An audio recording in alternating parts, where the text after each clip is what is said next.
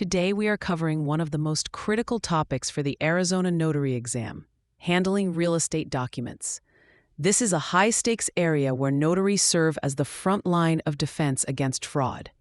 The exam will test your knowledge of specific state requirements designed to prevent illegal property transfers. The single most important rule you must know is that Arizona law specifically requires you to obtain the signer's right thumbprint in your journal for certain documents.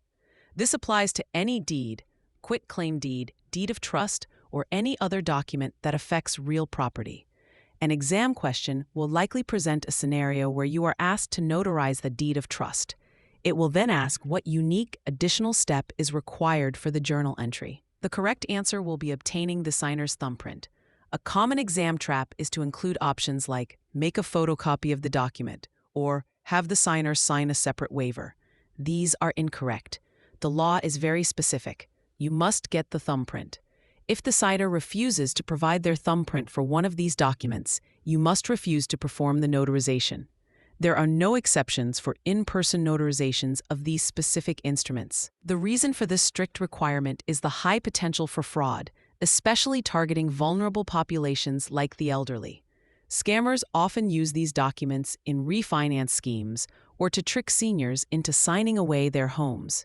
This leads to another key concept tested on the exam: your responsibility to assess the signer's awareness. An exam question might describe a situation where an elderly person is brought in by a relative who does all the talking and seems to be rushing the signing of a quitclaim deed. While you are prohibited from giving legal advice, you are required to determine if the signer understands the gravity of the document they are signing. You must be confident they are acting willingly and without coercion.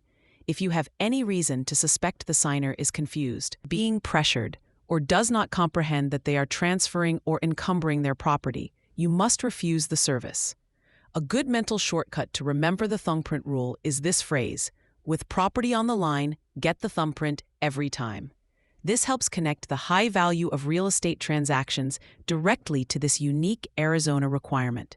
The exam expects you to be more than just a rubber stamp. It requires you to be a vigilant gatekeeper. You need to know when to ask clarifying, non-legal questions like, do you understand that this document transfers ownership of your home? If the answer is hesitant or unclear, or if a third party tries to answer for them, these are major red flags. Your duty is to protect the public, and in the context of real estate documents, this means carefully verifying identity, ensuring the signer is aware and willing, and always getting that thumbprint in your journal as required by law. For free practice questions, AI-powered explanations, and more exam prep tools, visit openexamprep.com. That's openexamprep, all one word, .com.